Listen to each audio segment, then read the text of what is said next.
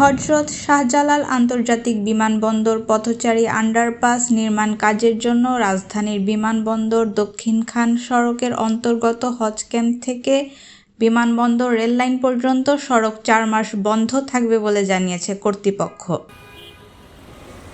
বর্তমানে রাস্তাটি বন্ধ রয়েছে উল্লেখ করে মঙ্গলবার হযরত শাহজালাল আন্তর্জাতিক বিমানবন্দর পথচারী আন্ডারপাস নির্মাণ প্রকল্পের দায়িত্বশীল এক কর্মকর্তা বিষয়টি নিশ্চিত করেছেন।